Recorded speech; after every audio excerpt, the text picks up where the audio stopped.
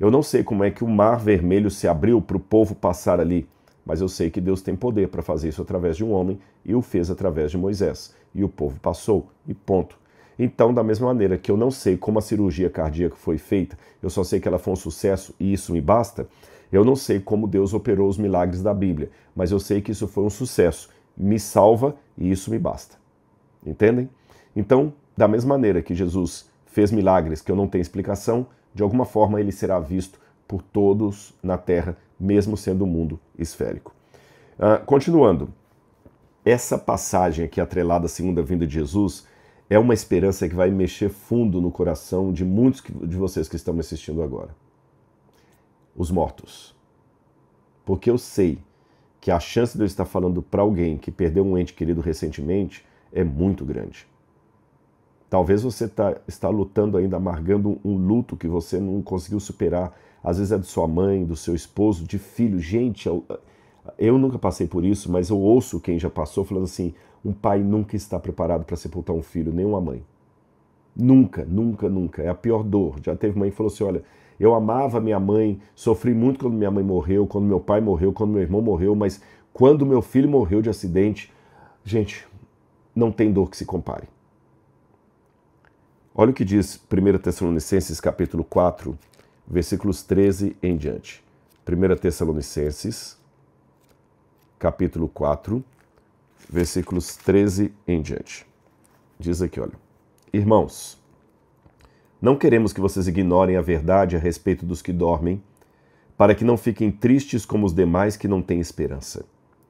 Pois se cremos que Jesus morreu e ressuscitou, assim também Deus, mediante Jesus, trará na companhia dele os que dormem.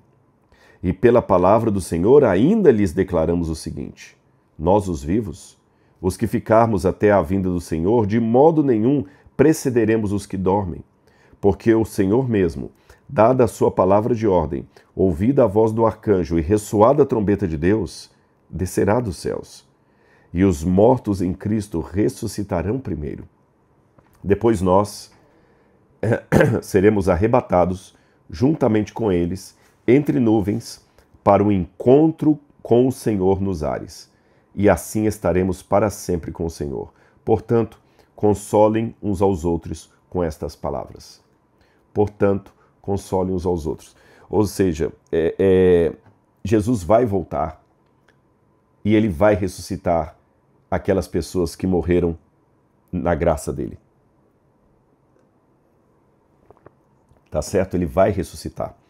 Agora, essa ideia da ressurreição nos últimos dias, ela fazia parte até do judaísmo da época de Jesus.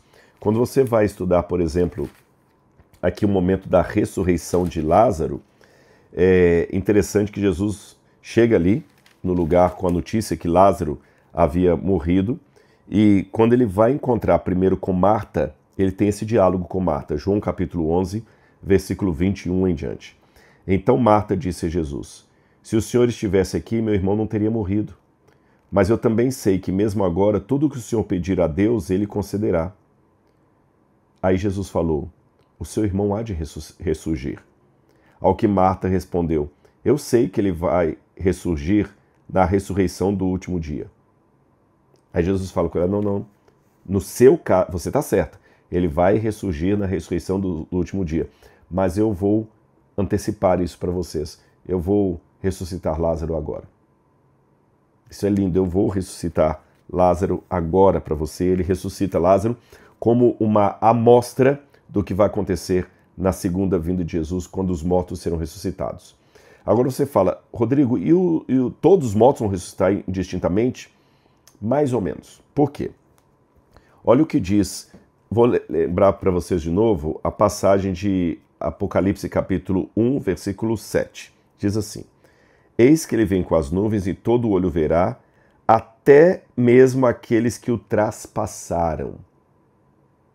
Ou seja, os soldados romanos que participaram da crucifixão de Jesus, os chefes do Sinédrio ali, o próprio Pilatos, que até onde me consta não foi salvo, eles que participaram da crucifixão, da condenação e morte de Jesus, eles vão ver Jesus voltando nas nuvens com poder e grande glória. O próprio Jesus falou: vocês verão o Filho do Homem vindo nas nuvens com poder e grande glória. Então isso me dá a entender que essas pessoas também vão ressuscitar na volta de Jesus. Terá uma ressurreição especial, se eu posso dizer assim, para que essas pessoas vejam Jesus voltando. Tanto é que o livro de Daniel, capítulo 12, ele também diz isso. Vou ler para vocês aqui no Antigo Testamento.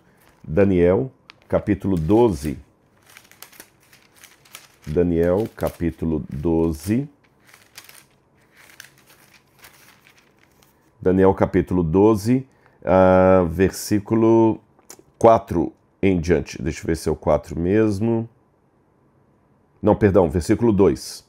Daniel diz assim: muitos que dormem no pó da terra ressuscitarão.